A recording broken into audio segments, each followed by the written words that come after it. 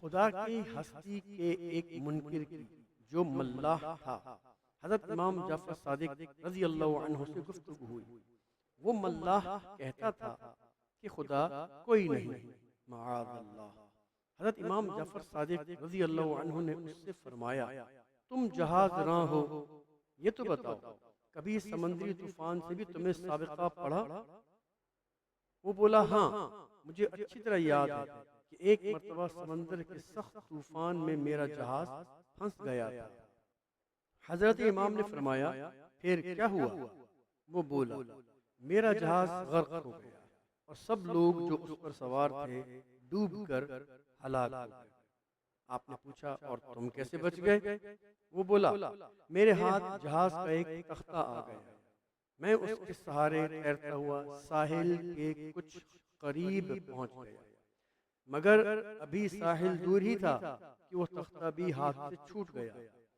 پھر میں نے خود ہی کوشش شروع کر دی اور ہاتھ پیر مار کر کسی نہ کسی طرح کنارے آ لگا۔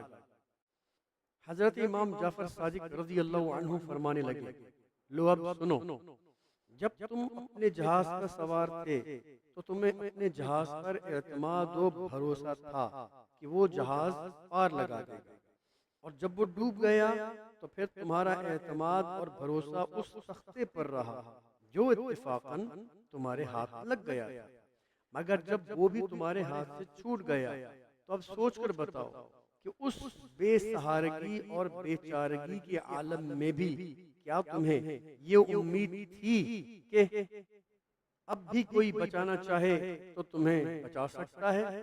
وہ بولا، ہاں یہ امید تو تھی۔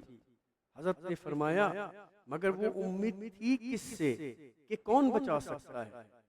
اب وہ دہریہ خاموش ہو گیا اور آپ نے فرمایا، خوب یاد رکھو، اس بے چارگی کے عالم میں تمہیں جس ذات پر امید تھی وہی خدا ہے، اور اسی نے تمہیں بچا لیا تھا۔